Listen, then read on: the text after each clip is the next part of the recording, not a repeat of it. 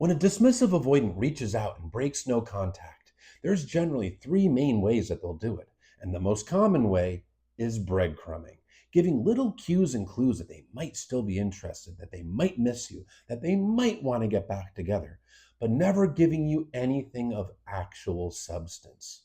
The breadcrumbing is actually self serving in nature, it's validation seeking. They want to know that you are still an available option to them. They want to know that you still want them and that you don't hate them or hold them accountable. And this might look like watching your stories or the hey, how you doing text or a random I miss you, thinking of you. Maybe a picture going down memory lane, the nostalgia stuff, or a Merry Christmas text, Happy New Year's.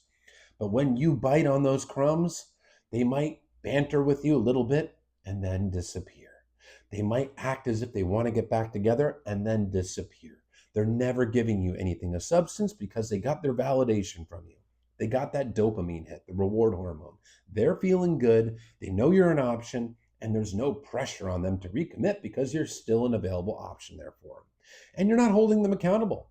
So they just fade off again because they're not sure what they want because they haven't reflected on that. They want the attention and the access without the accountability. The second way they might reach out is an apology. Now, this could be sincere, it could be people pleasing, trying to get you to back off and to validate them. They might be feeling guilty, but it doesn't mean that they're ready to rebuild in a healthy way. It doesn't mean they've changed.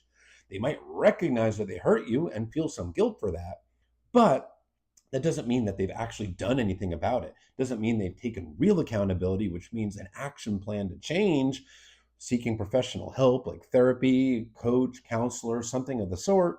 It doesn't mean they're learning new skills, and it doesn't mean they're really even empathizing with you.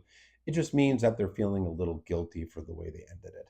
Now, an apology is great, and you can accept that apology, but it doesn't mean this person's ready to rebuild in a healthy way unless they are taking actual accountability, which is the third way and by far the least common.